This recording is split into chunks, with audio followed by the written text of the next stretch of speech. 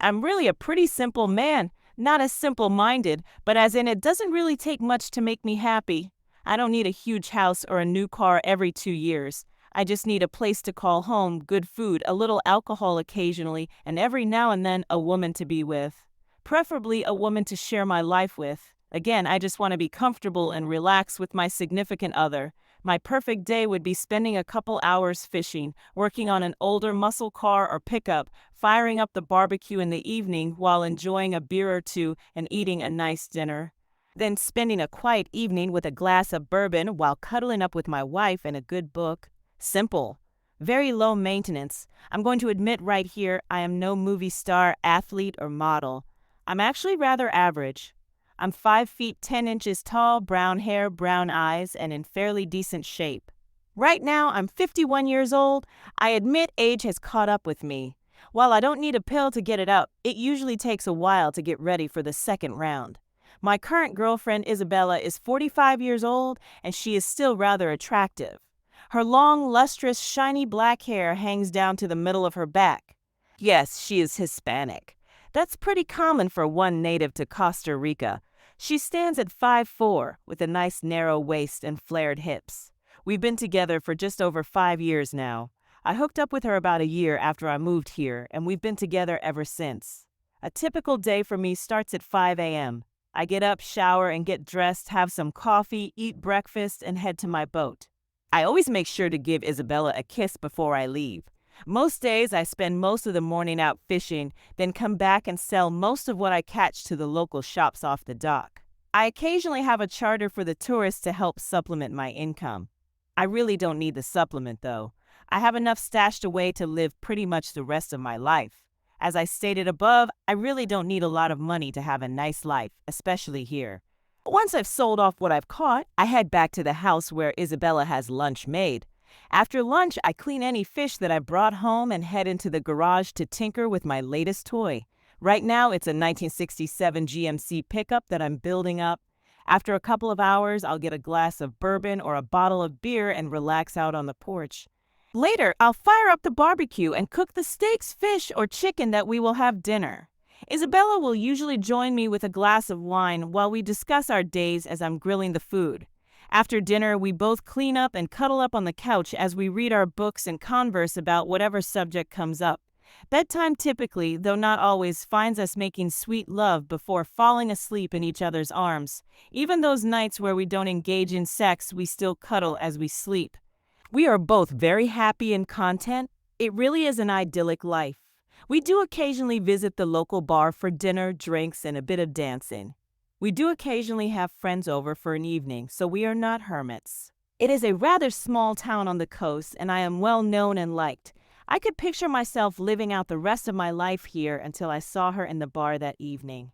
Isabella and I were spending a nice evening in the local bar with a couple of friends when she walked in with a group of 5 others. They were evenly split between boys and girls college age. They were probably here on spring break from school. There was absolutely no way that I could miss her. 5 feet 6 inches tall, long wavy red hair, emerald green eyes, athletic figure, and topped off with an angelic face. She was the splitting image of my wife at her age, and she had obviously grown up since I last saw her 6 years ago. Perhaps that just answered your question as to why Isabella and I never got married, even though we've been together for 5 years. The reason is that I was already married. Yes, Isabella knew that and accepted it. No, my wife had no clue about Isabella. In fact, she had no idea where the hell I was, and I was doing my damnedest to make sure that she never found out. I would be in serious trouble if she ever found me. I figured that I was now in deep shit with my youngest daughter, standing in the same bar that I was in. We have to get out of here, and fast. I whispered to Bella. Why? What's wrong? She asked. You see that beautiful redhead that just walked in? She nodded. Now you know exactly what my wife looked like when she was in her early 20s. Shit, she replied. Thankfully, we were sitting kind of near the door. When I saw the group move to the bar, Bella and I quietly made our way to the door. We had made up some bullshit excuse to our friends for leaving, but they also knew it was bullshit and knew that I would need to tell them what was going on later. I saw the bartender pointing towards the table that we had just vacated as the door was closing behind us. Okay, so you are probably wondering what the hell is going on.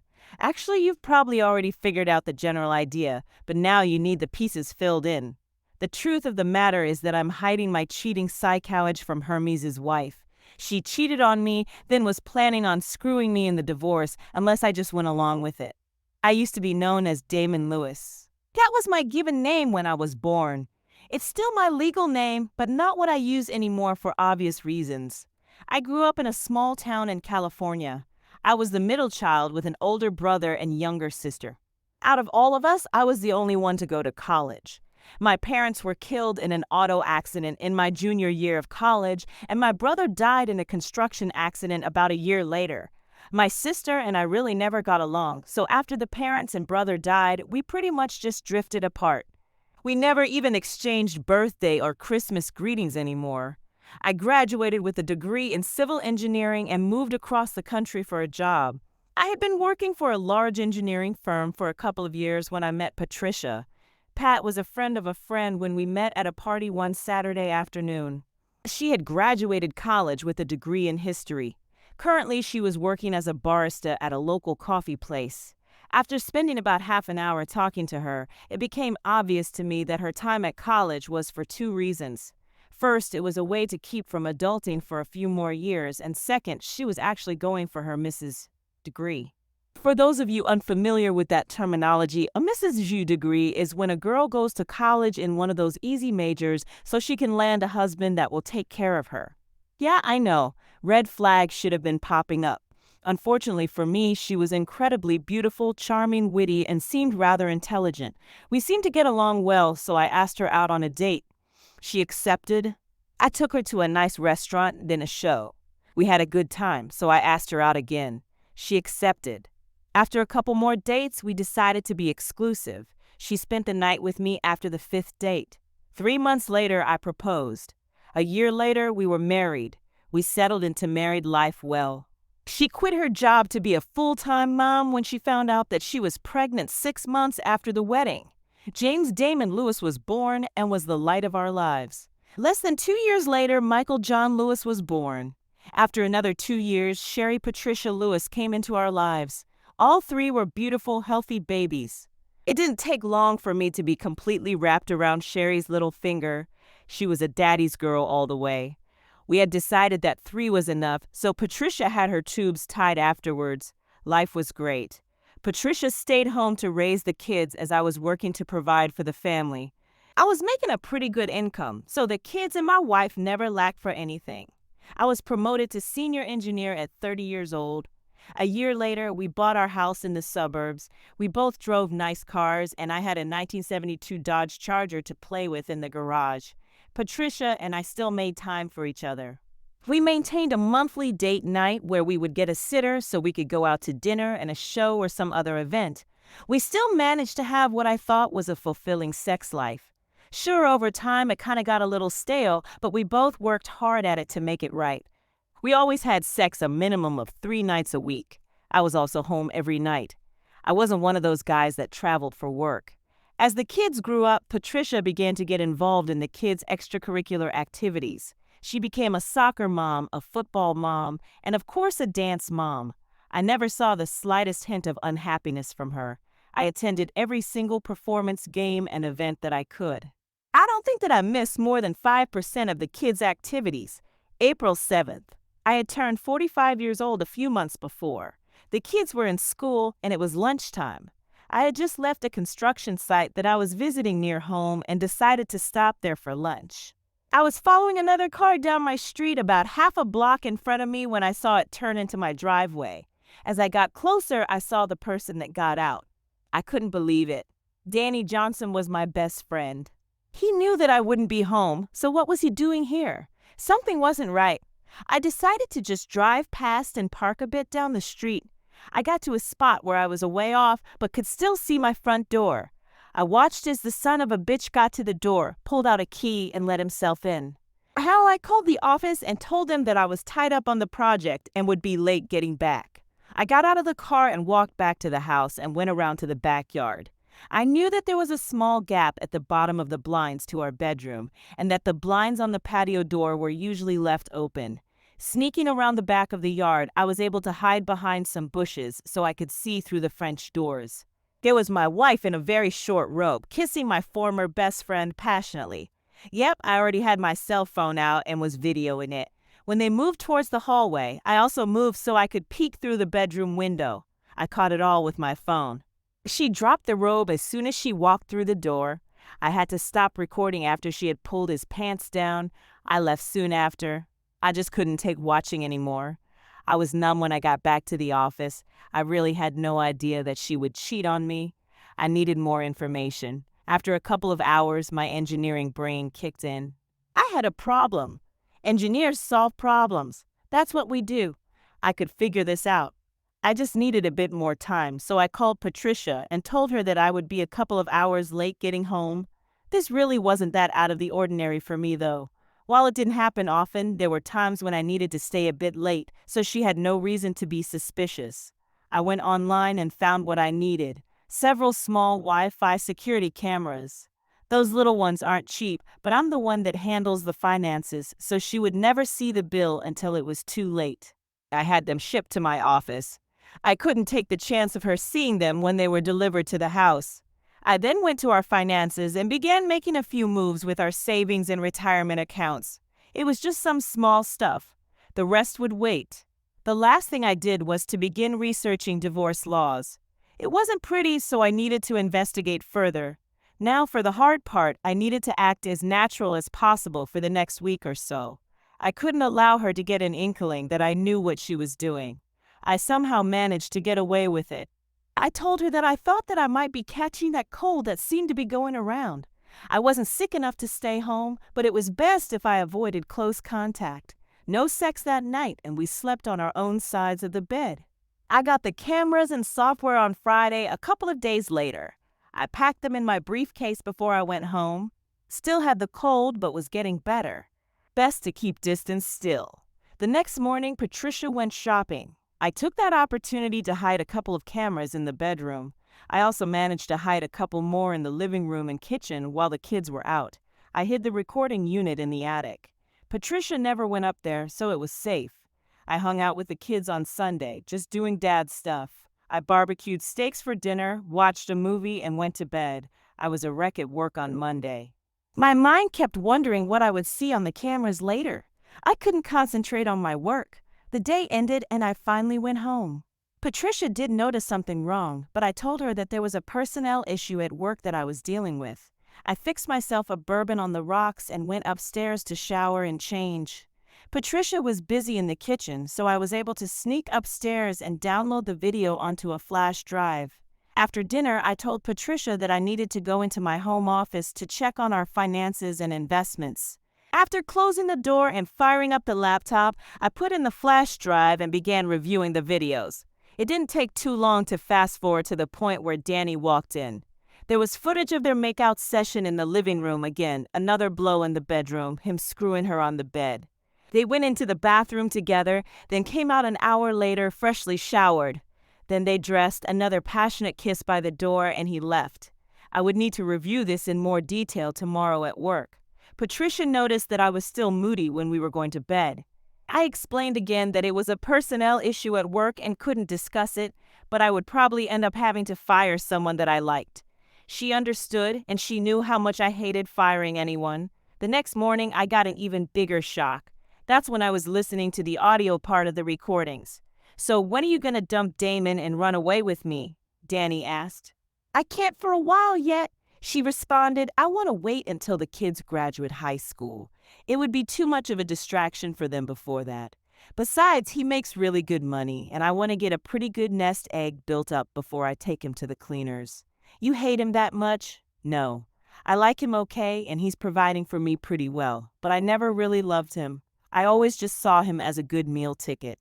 He's also a decent lady, and he always gets me off a few times, not like you, of course, but I've never really seen him as more than a friend with benefits. The thing is that once I divorce him, I'll need as much of his assets as I can get to live like I want to. It isn't that I really want to screw him over, it's just that I want to make sure that I live comfortably the rest of my life without needing to get a job." "Why not just get another husband that you are more compatible with?" he asked. "What, like you?" Are you planning to divorce your little wife? Besides, she would take you to the cleaners as well, and you don't make enough to support me like I want to be supported. I would still have to get some crummy job to help make ends meet, just like Donna is doing right now. Suppose he finds out about us? He'd probably kick you out into the street. He might try, but then I would just give him the facts. If he did that, I would screw him in the divorce. I've never worked since about 6 months into our marriage. That means that I will be due a couple of $1,000s a month in support, plus all the child support, plus their educations and health care, on top of as much of our savings and retirement as I could get, and I get the house and full custody of the kids.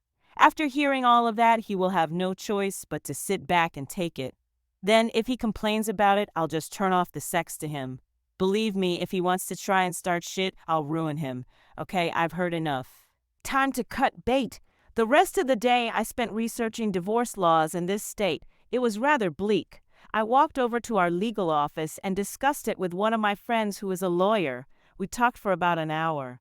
Even though that wasn't his specialty, it was plain enough that I would have to, at a minimum, pay child support, give her the house, half the savings, half the retirement, as well as a rather large monthly alimony payment to support her, since she has never had a paying job during our marriage. Nope, the state doesn't care that she is a cheating whore. Also, if she got a real shark for a lawyer, it could even be a lot worse. Shit, I was screwed. There was only one thing I could do, and it would hurt like hell. It took another 2 months to get everything set up. It was expensive, but a lot cheaper than the alternative. I managed to get fake documents that were professionally done through some old friends from high school that went a different path. I gave my notice at work and cashed out my retirement. I also refinanced the house for the entire appraised amount and put that money in one of the offshore accounts. Yeah, that was going to ruin my credit for the next 7 years, but screw it. Going online, I created a couple of offshore bank accounts in different names in Belize and the Cayman Islands. I gradually moved money from our investments and savings over to my offshore accounts, making sure that the numbers were random amounts and well below the reporting level. Only a couple of things left to do. For those 2 months, I began going to Adams every couple of days and withdrawing a couple $100s in cash. I would then go to another bank and deposit the cash into another account in just my name, then electronically transfer it to one of my offshore accounts. This successfully depleted all of our accounts to just a couple $1,000s. I ended up selling my Dodge Charger for $20,000, and the cash went straight into the offshore accounts. Patricia left for her gym session early in the morning. She did that about 3 times a week. I had told her that I was taking a comp day off to make up for some extra time that I had been putting in. I was just going to sit around and relax since things at work had been rather stressful. As soon as she left, I went into the office and got on my laptop. All of the videos and other info that I had collected had already been placed on 4-thumb drives, then linked into the cloud. I had already set up the mass email with a link and access information. Before I sent the email, I completed the final transfer from all of our checking, savings, and investment accounts to the new offshore accounts I had set up. I then closed all the accounts and changed the mailing address to a PO box that I got a friend to check and destroy all mail for the next 2 months. I left the checking account address the same. She knew about that, and a query to the bank would probably give her the new address, and I couldn't have her camping out there and watching what was happening. Besides, all the checking statement would show was one last transfer to a dummy account of less than $1,000. Worst case, it's petty theft. Once that was done, I sent the email to all of our friends and her family. Then I reformatted the computer and put in another flash drive with a really nasty virus that would completely destroy it. All the statements and paperwork for all of our accounts was taken out to the grill and burned, leaving no paper trail to show where the accounts had been. Kind of hard to find an account that you don't even know about or where it might have been. By the time that anyone could figure out what happened, I would have already transferred the money a couple more times and erased any way to trace it. The last thing I did was get in my car with my briefcase and one suitcase and left for the airport. I made 3 stops along the way.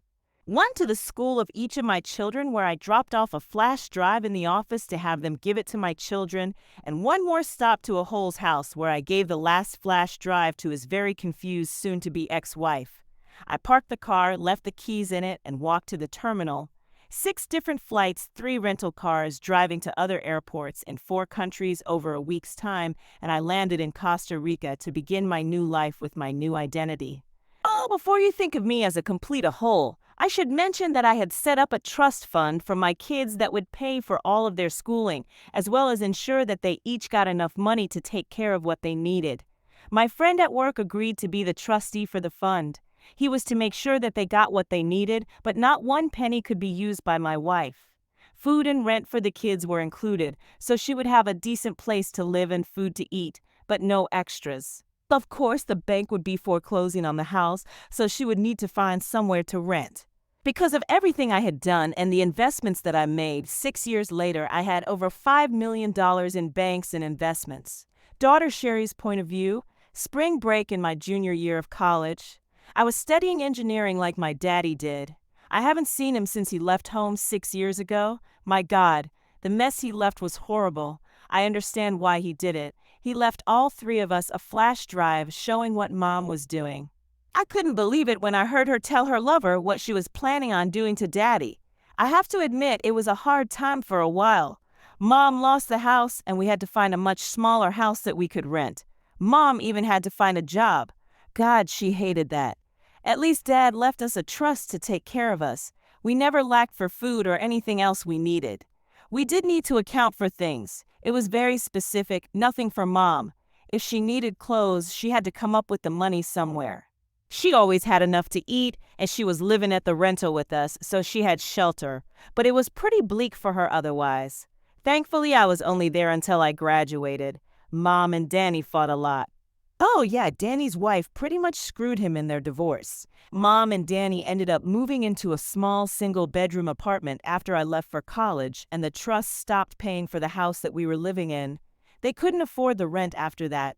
Anyway, a couple of my friends got a really sweet deal on this small resort in Costa Rica for spring break.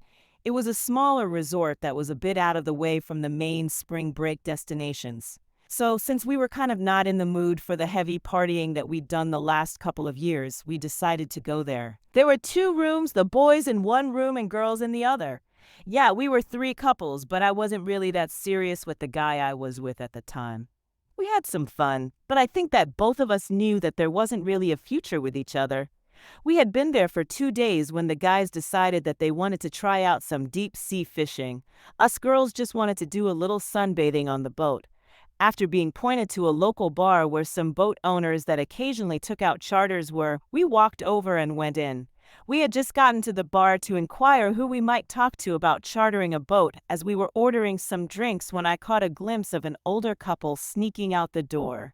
I just caught a glance at the side of the guy's face, but something about it struck me as odd.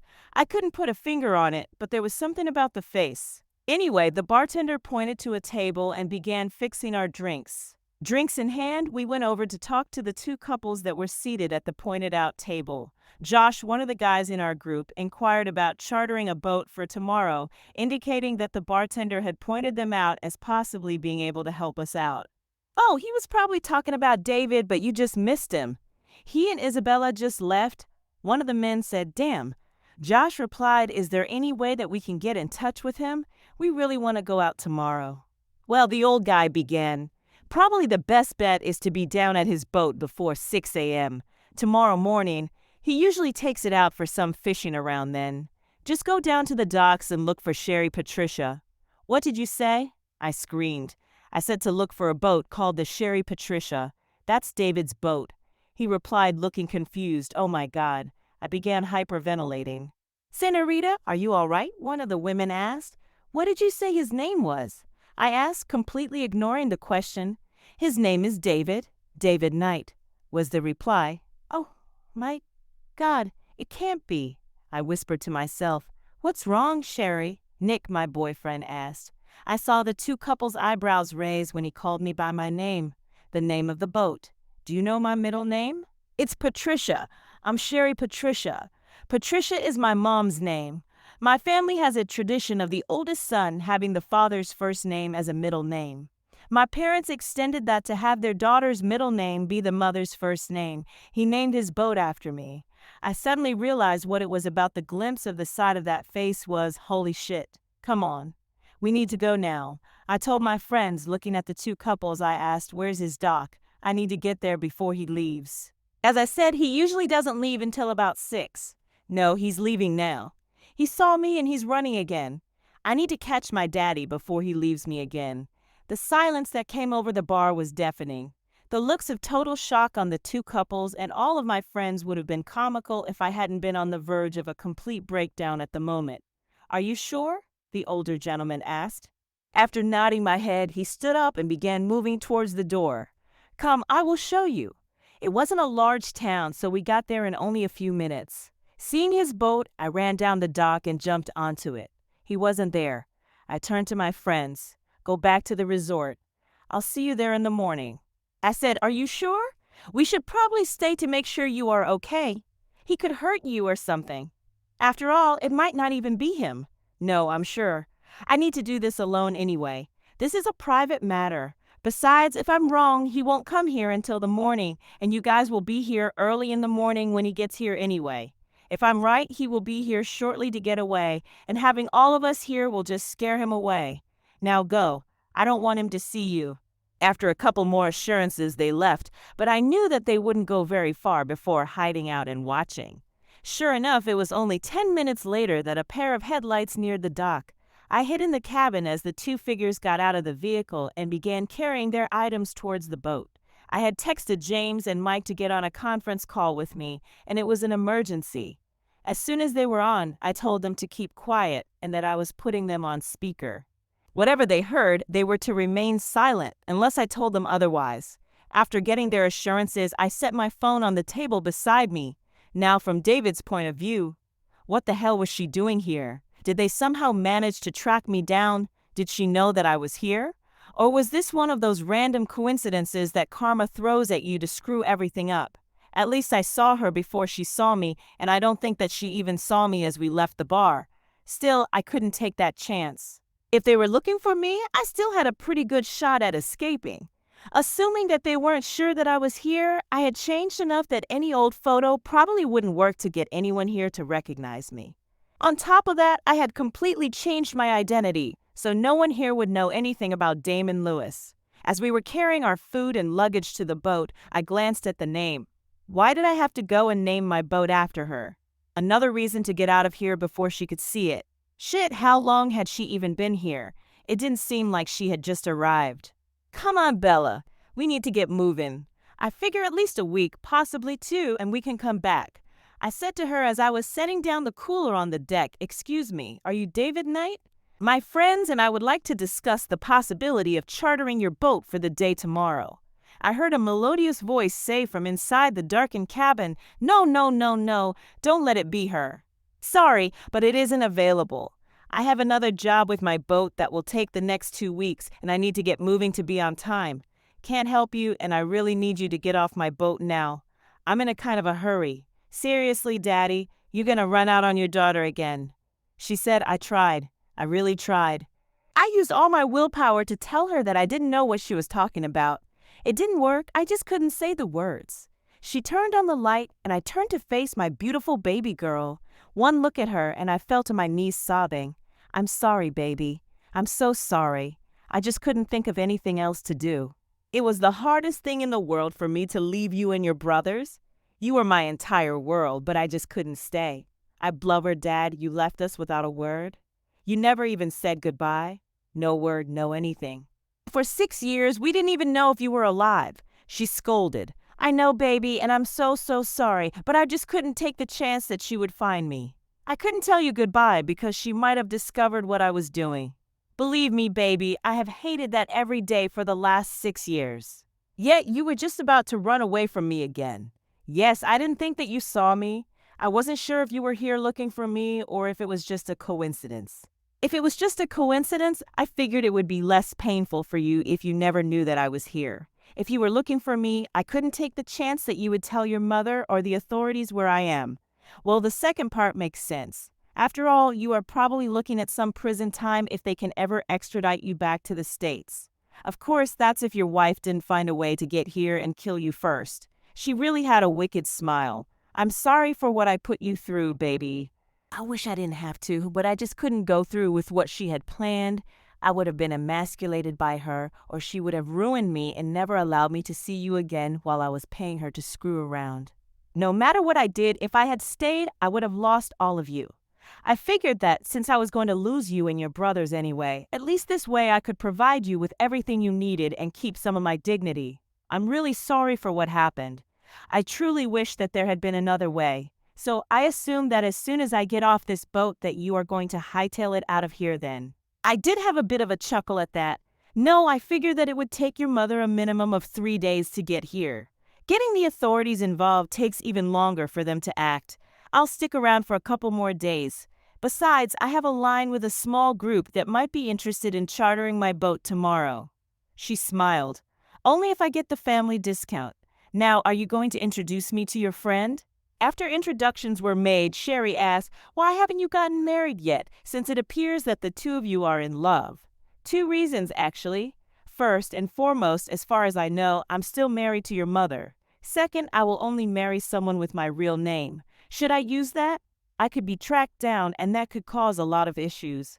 She got an evil grin, then said something that dropped my chin to the floor. Hey, Mike, you're the lawyer here. What do you think about what he just said? I almost passed out when I heard his voice. My eyes suddenly zeroed in on her cell phone that was sitting beside her. Well, Dad, since Mom actually managed to divorce you last year for abandonment, you are free and clear on that front. Secondly, while it is technically true that you could be found by using your real name, that would require either a lot of money for an investigation or a tip-off from someone to point them in the right direction. Even then, it would take money to verify it and then do something about it. Speaking personally, after going through all the information that you left me, I have absolutely no intention of telling Mom anything that she might be able to use to track you down. Besides, she and Danny Boy are barely scraping by right now, so I highly doubt that she will ever be able to come up with the funds to even try to find you. That's just me personally. I can't speak for Sherry or James, though. I also happen to agree with my dad. I am going to tell Mom that I spoke to you on the phone, but I have no idea where you were when you called. I heard James's voice over the phone. Sure, it was kind of tough on us for a while, but I blame Mom for putting us in that position. I was mad at you for a while, but then I realized the position that she had put you in. See, Daddy? You have nothing to worry about from us. There is a catch, though. You need to invite all 3 of us to the wedding. I'm also planning on being here for summer break, so you better make sure you have room for me to stay for a couple of months.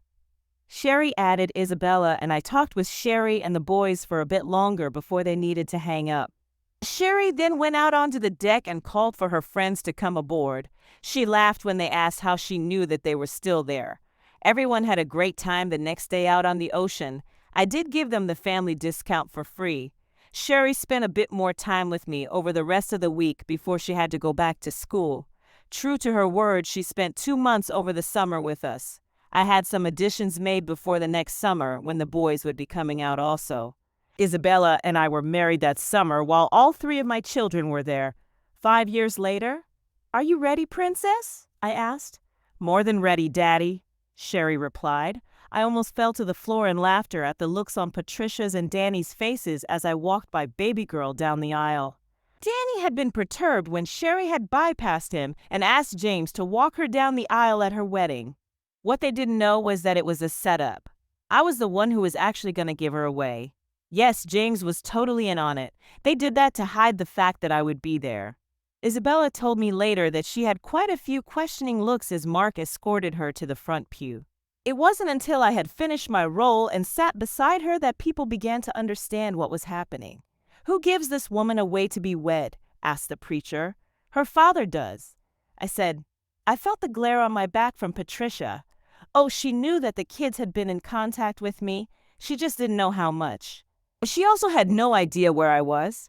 When I excluded her from giving Sherry away, I thought that she would blow a gasket. It wasn't until later that she finally figured out how Sherry and Noah could afford such a nice wedding and reception. It was a beautiful ceremony, and Noah is a really great guy. I could see it in their eyes when she brought him out to meet me. Their love was real and going to last. "We need to talk." Patricia hissed at me as we were making our way to the reception hall.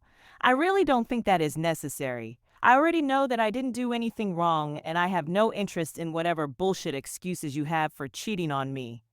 I replied, "You stole all my money, you bastard." "Well, I just figured that it was all back payment for what you were taking from me and giving away to someone else. Did you really think that I was going to either go along with you cheating on me and having to pay you to do it?" With that, I turned my back on her and left. The reception was a blast.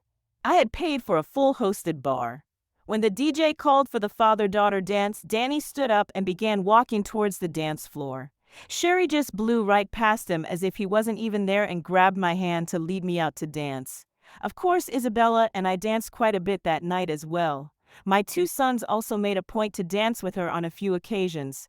James' wife and Mark's fiance both asked me to dance with them a couple of times. How could I refuse? They both flatly rejected Danny when he asked them to dance. I think that's what finally sent him over the edge. As I mentioned, it was an open bar.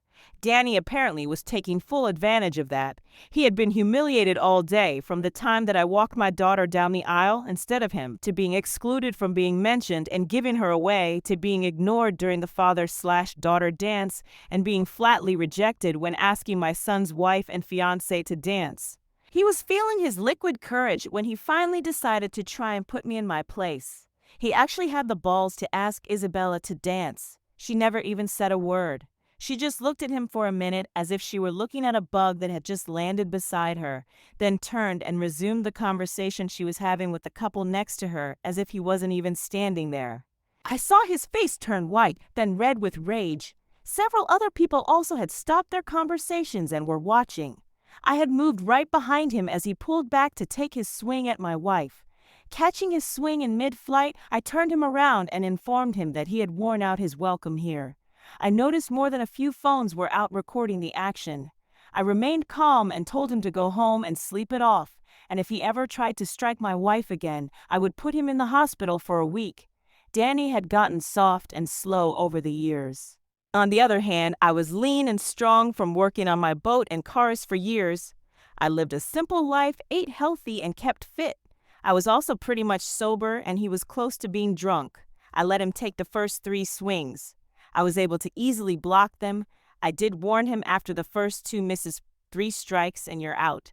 The wall held him up as I pummeled him. His legs finally gave out completely and he hit the floor, but not until after I managed to get a few good knee shots to his crotch. Once we got him outside away from the cameras, I gave him 3 more good kicks to the balls.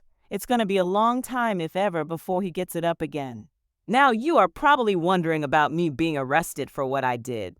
Oh, she tried, all right. If she had her way, I would have spent several years in prison because of what I had done. Unfortunately, there were 4 little things that got in her way.